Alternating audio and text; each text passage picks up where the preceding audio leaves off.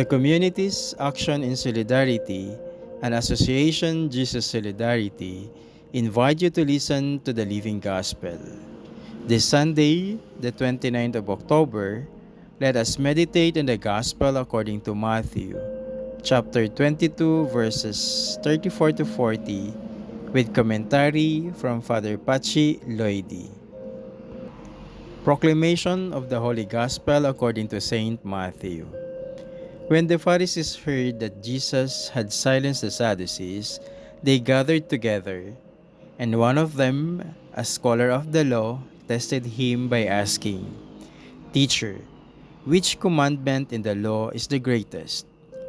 He said to him, "You shall love the Lord your God with all your heart, with all your soul, and with all your mind. This is the greatest and the first commandment. The second is like it. You shall love your neighbor as yourself. The whole law and the prophets depend on these two commandments." The word of the Lord. Father Pachi's commentary. Dear friends, we are still in Jerusalem in the last week of Jesus.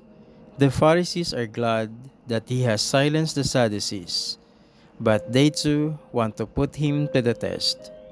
And again, Jesus proved himself. The conclusion of these debates is that Jesus is the Master, Rabbi. This is what this series of controversies wants to emphasize. Let us ask ourselves, is Jesus our main teacher? From whom do I get the basic criteria to think, judge, and act? Jewish legalism had 613 precepts, 365 prohibitions, and 248 prescriptions. There were great discussions about what was the most important.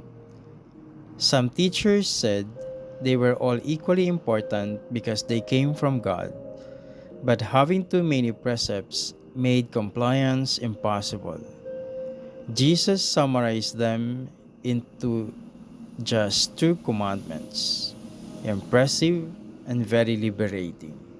But it is serious at the same time, because loving your neighbor as yourself is not superficiality. Jesus doesn't say, love one's family, friends, the people we are close to. He said, love the neighbor, that is, love all people. We know too well that loving comes at a cost. The world would change if the followers of Jesus did it without discrimination. To this great teaching, we must add three important details.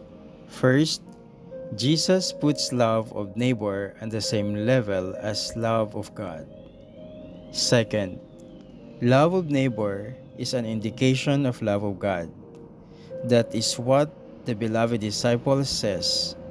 Whoever says he loves God and does not love his neighbor is a liar, because he cannot love God whom he does not see, if he does not love his neighbor whom he sees. Third, the most important neighbors are the poor, suffering, and defenseless people. Jesus expounded on it with an imposing force in the three great social parables. Am I willing to love my neighbor as myself? What about women and men living in poverty? This is the heart of the gospel. Prayer. Looking at Him closely. When Jesus reduced the commandments into two, the religious hanging fell off, the fervent Pharisees, and He was put to shame, having weighed down to milligrams. Too many people with strict morals.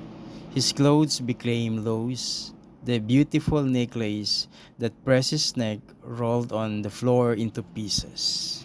Astonished, they said to each other, "What a great release! You can speak to God, looking at Him closely without fear." Everyone wanted to hug Jesus. He had taken away the huge slabs that they had placed on their heads, and they jumped and danced and sang. But when they left the party, the earnest Pharisee discovered that from now on he could no longer boast, that he is a man and not a woman. No longer could he call dogs those heathens. And with a haggard face he shouted, Yahweh, Yahweh, you have freed me from the heap of commandments, but you put on me one that is heavier than all the ancient precepts. And the angel of Yahweh commented between laughter, Isn't he the one with white draperies who shouted, The law, all the law? Don't you know that love demands emptying the fetid waters of ego every day?